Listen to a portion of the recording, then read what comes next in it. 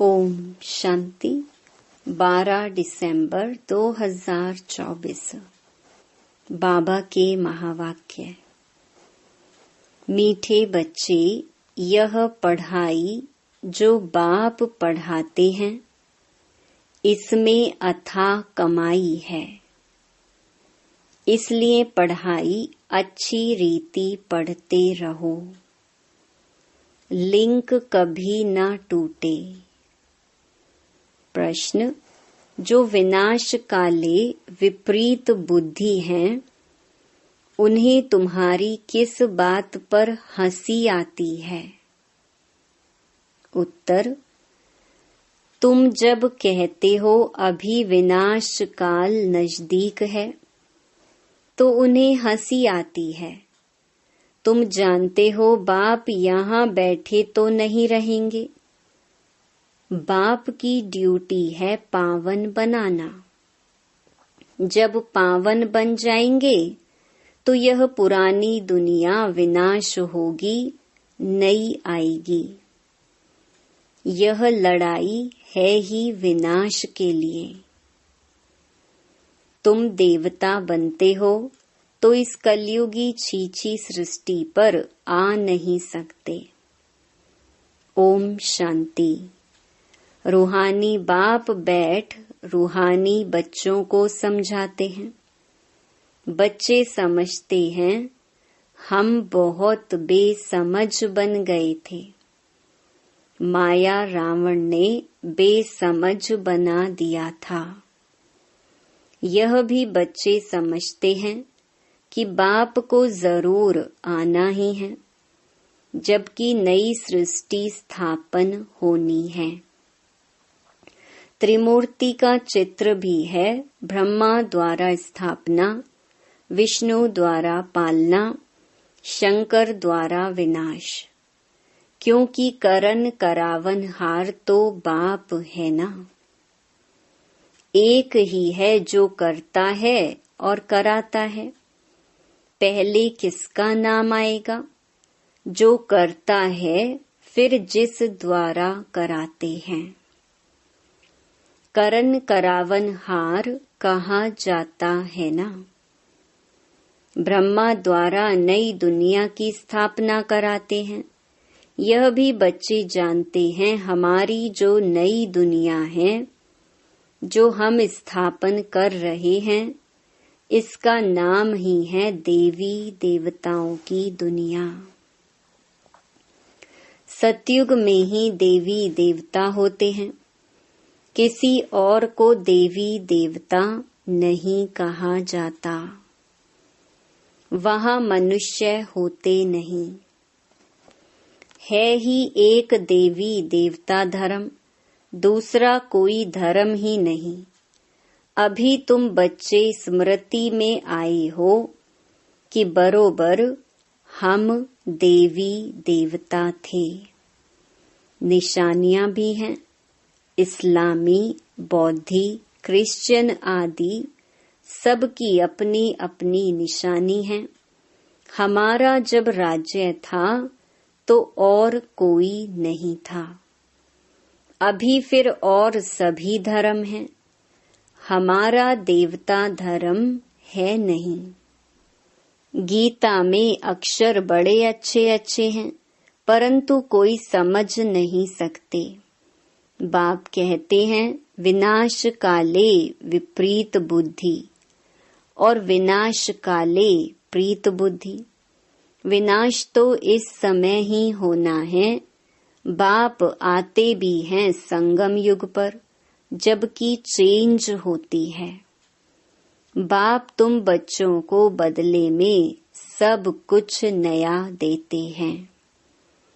वह सोनार भी है, धोबी भी है, बड़ा व्यापारी भी है। बिरला ही कोई बाप से व्यापार करे। इस व्यापार में तो अथाह फायदा है। पढ़ाई में फायदा बहुत होता है। महिमा भी की जाती है कि पढ़ाई कमाई है। वह भी जन्म जन्मांतर के लिए कमाई है। तो ऐसी पढ़ाई अच्छी रीति पढ़नी चाहिए ना। और पढ़ाता भी बहुत सहज हूँ। सिर्फ 1 हफ्ता समझकर फिर भल कहाँ भी चले जाओ, तुम्हारे पास पढ़ाई आती रहेगी, अर्थात मुरली मिलती रहेगी, तो फिर कभी लिंक नहीं टूटेगी। यह है आत्माओं की परमात्मा के साथ लिंक। गीता में भी यह अक्षर है, विनाश काले विपरीत बुद्धि विनश्यन्ति, प्रीत बुद्धि विजयन्ति। तुम जानते हो इस समय मनुष्य 1-2 को काटते मारते रहते हैं। इन जैसा क्रोध व विकार और कोई में होता नहीं। यह भी गायन है कि द्रौपदी ने पुकारा।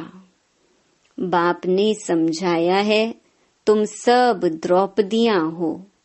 भगवानुवाच, बाप कहते हैं, बच्चे अब विकार में नहीं जाओ। मैं तुमको स्वर्ग में ले चलता हूँ, सिर्फ तुम मुझ बाप को याद करो। अब विनाश काल है ना, किसकी भी सुनते नहीं, लड़ते ही रहते हैं। कितना उनको कहते हैं शांत रहो, परंतु शांत रहते नहीं। अपने बच्चों आदि से बिछुड़कर लड़ाई के मैदान में जाते हैं। कितने मनुष्य मरते ही रहते हैं। मनुष्य की कोई वैल्यू नहीं। अगर वैल्यू है, महिमा है, तो इन देवी देवताओं की। अभी तुम यह बनने का पुरुषार्थ कर रहे हो। तुम्हारी महिमा वास्तव में इन देवताओं से भी जास्ती है। तुमको अभी बाप पढ़ा रहे हैं, कितनी ऊंच पढ़ाई है। पढ़ने वाले बहुत जन्मों के अंत में बिल्कुल ही तमो प्रधान हैं। मैं तो सदैव सतो प्रधान ही हूँ। बाप कहते हैं, मैं तुम बच्चों का ओबीडिएंट सर्वेंट बनकर आया हूँ। विचार करो, हम कितने छी बन गए हैं। बाप ही हमको वाह वाह बनाते हैं। भगवान बैठ मनुष्यों को पढ़ाकर कितना ऊंच बनाते हैं। बाप खुद कहते हैं, मैं बहुत जन्मों के अंत में तुम सबको तमो प्रधान से सतो प्रधान बनाने आया हूँ। अभी तुमको पढ़ा रहा हूँ। बाप कहते हैं, मैंने तुमको स्वर्गवासी बनाया, फिर तुम नरकवासी कैसे बने, किसने बनाया? गायन भी है, विनाश काले विपरीत बुद्धि विनश्यन्ति, प्रीत बुद्धि विजयन्ति। फिर जितना जितना प्रीत बुद्धि रहेंगे, अर्थात बहुत याद करेंगे, उतना तुम्हारा ही फायदा है। लड़ाई का मैदान है ना। कोई भी यह नहीं जानते हैं कि गीता में कौन सी युद्ध बताई है। उन्होंने तो फिर कौरवों और पांडवों की युद्ध दिखाई है। कौरव संप्रदाय, पांडव संप्रदाय भी हैं, परंतु युद्ध तो कोई है नहीं।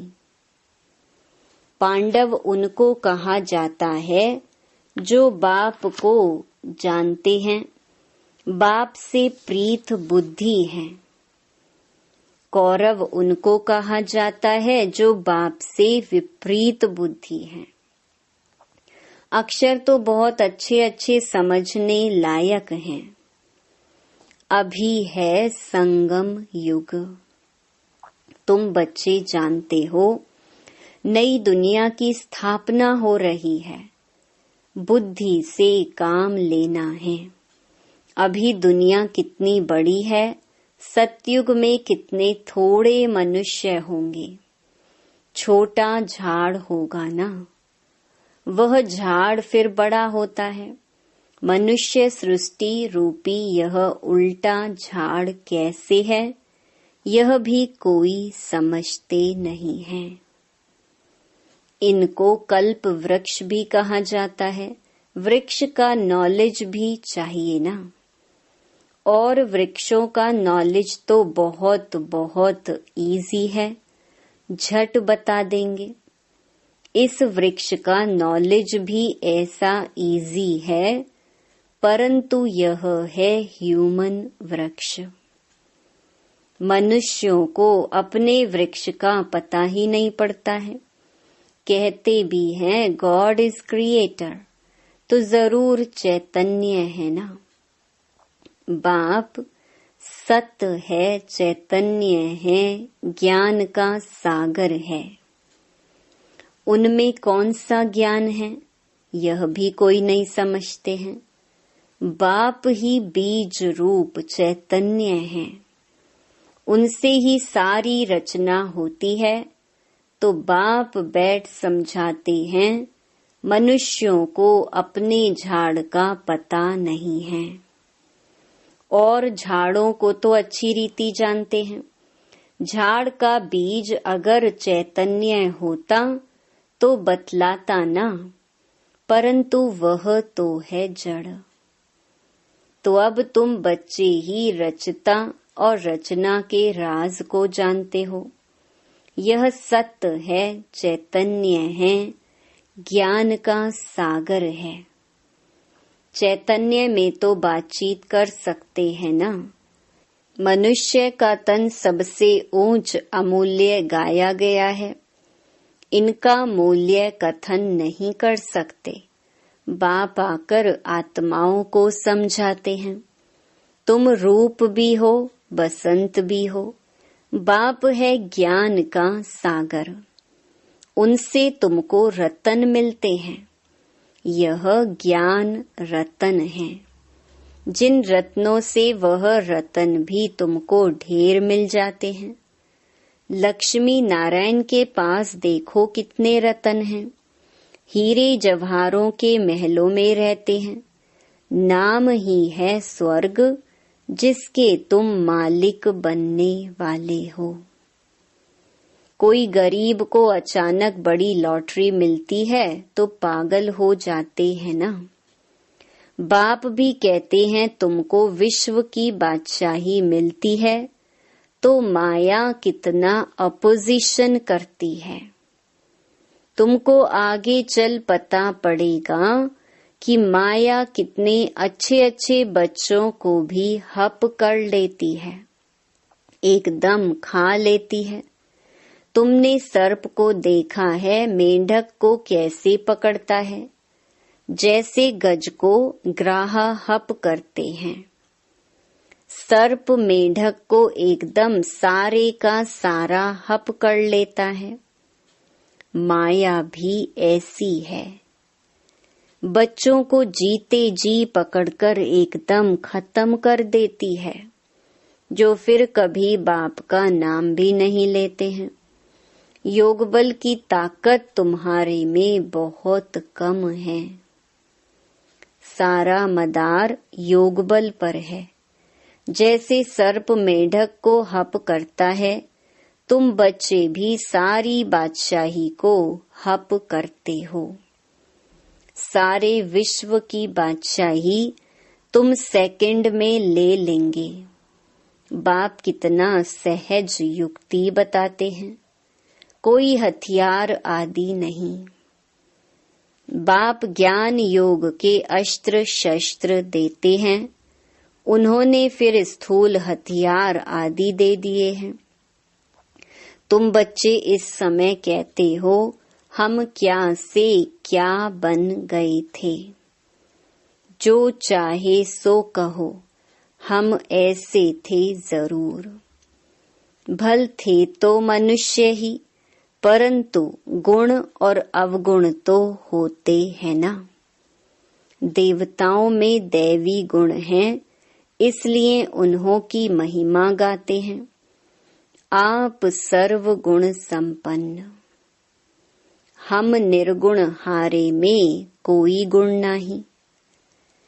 इस समय सारी दुनिया ही निर्गुण है, अर्थात एक भी देवताई गुण नहीं है।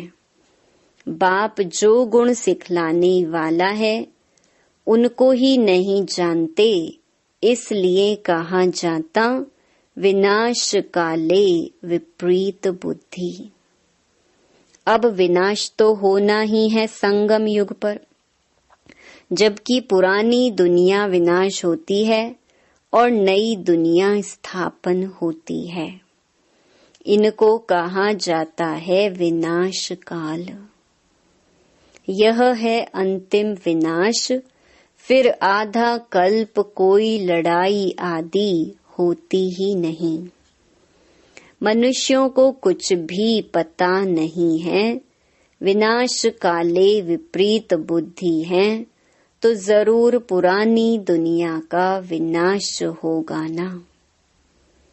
इस पुरानी दुनिया में कितनी आपदाएं हैं, मरते ही रहते हैं। बाप इस समय की हालत बतलाते हैं। फर्क तो बहुत है ना। आज भारत का यह हाल है, कल भारत क्या होगा। आज यह है, कल तुम कहाँ होंगे। तुम जानते हो पहले नई दुनिया कितनी छोटी थी। वहां तो महलों में कितने हीरे जवाहर आदि होते हैं। भक्ति मार्ग में भी तुम्हारा मंदिर कोई कम थोड़े ही होता है। सिर्फ कोई एक सोमनाथ का मंदिर थोड़े ही होगा। एक कोई बनाएगा तो उनको देख और भी बनाएंगे। एक सोमनाथ मंदिर से ही कितना लूटा है। फिर बैठ अपना यादगार बनाया है तो दीवारों में पत्थर आदि लगाते हैं। इन पत्थरों की क्या वैल्यू होगी। इतने छोटे से हीरे का भी कितना दाम है। बाबा जौहरी था, एक रत्ती का हीरा होता था 90 रुपया रत्ती। अभी तो उसकी कीमत हजारों रुपया है, मिलते भी नहीं। बहुत वैल्यू बढ़ गई है। इस समय विलायत आदि तरफ धन बहुत है, परंतु सतयुग के आगे यह कुछ भी नहीं है। अब बाप कहते हैं विनाश काले विपरीत बुद्धि है। तुम कहते हो विनाश समीप है तो मनुष्य हंसते हैं। बाप कहते हैं मैं कितना समय बैठा रहूंगा, मुझे कोई यहाँ मजा आता है क्या। मैं तो न सुखी न दुखी होता हूँ। मेरे ऊपर ड्यूटी है पावन बनाने की। तुम यह थे, अब यह बन गए हो, फिर तुमको ऐसा ऊंच बनाता हूँ। तुम जानते हो हम फिर वह बनने वाले हैं। अब तुमको यह समझ आई है, हम इस दैवी घराने के भांति थे। राजाई थी, फिर ऐसे अपनी राजाई गंवाई, फिर और आने लगे। अब यह चक्कर पूरा होता है। अभी तुम समझते हो लाखों वर्ष की तो बात ही नहीं है। यह लड़ाई है ही विनाश की। उस तरफ तो बहुत आराम से मरेंगे, कोई तकलीफ नहीं होगी। हॉस्पिटल्स आदि ही नहीं होंगे। कौन बैठ सेवा करेंगे और रोएंगे। वहां तो यह रस्म ही नहीं। उन्हों की मौत सहज होती है। यहाँ तो दुखी होकर मरते हैं, क्योंकि तुमने सुख बहुत उठाया है। तो दुख भी तुमको देखना है। खून की नदी यहाँ ही बहेगी। वह समझते हैं यह लड़ाई फिर शांत हो जाएगी, परंतु शांत तो होनी नहीं है। मिरुआ मौत मल्लू का शिकार। तुम देवता बनते हो, फिर कलयुगी छीछी सृष्टि पर तो तुम आ नहीं सकते। गीता में भी है भगवानुवाच, विनाश भी देखो स्थापना देखो। साक्षात्कार हुआ ना, ये साक्षात्कार सब अंत में होंगे। फलाने फलाने यह बनते हैं, फिर उस समय रोएंगे, बहुत पछताएंगे, सजा खाएंगे, नसीब कूटेंगे, लेकिन कर क्या सकेंगे। यह तो 21 जन्मों की लॉटरी है। स्मृति तो आती है ना, साक्षात्कार बिगर किसको सजा नहीं मिल सकती है, ट्राइब्यूनल बैठती है ना। अच्छा, मीठे मीठे सिके लधे बच्चों प्रति मात पिता बाप दादा का याद प्यार और गुड मॉर्निंग। रूहानी बाप की रूहानी बच्चों को नमस्ते। धारणा के लिए मुख्य सार। पहला, स्वयं में ज्ञान रतन धारण कर रूप बसंत बनना है। ज्ञान रत्नों से विश्व के बादशाही की लॉटरी लेनी है। दूसरा, इस विनाश काल में बाप से प्रीत रख, एक की ही याद में रहना है। ऐसा कोई कर्म नहीं करना है जो अंत समय में पछताना पड़े या नसीब कूटना पड़े। वरदान, सदा स्नेही बन, उड़ती कला का वरदान प्राप्त करने वाले, निश्चित विजयी निश्चिंत भव। स्नेही बच्चों को बाप दादा द्वारा उड़ती कला का वरदान मिल जाता है। उड़ती कला द्वारा सेकंड में बाप दादा के पास पहुंच जाओ तो कैसे भी स्वरूप में आई हुई माया आपको छू नहीं सकेगी। परमात्म छत्र छाया के अंदर माया की छाया भी नहीं आ सकती। स्नेह मेहनत को मनोरंजन में परिवर्तन कर देता है। स्नेह हर कर्म में निश्चित विजयी स्थिति का अनुभव कराता है। स्नेही बच्चे हर समय निश्चिंत रहते हैं। स्लोगन, नथिंग न्यू की स्मृति से सदा अचल रहो तो खुशी में नाचते रहेंगे। ओम शांति।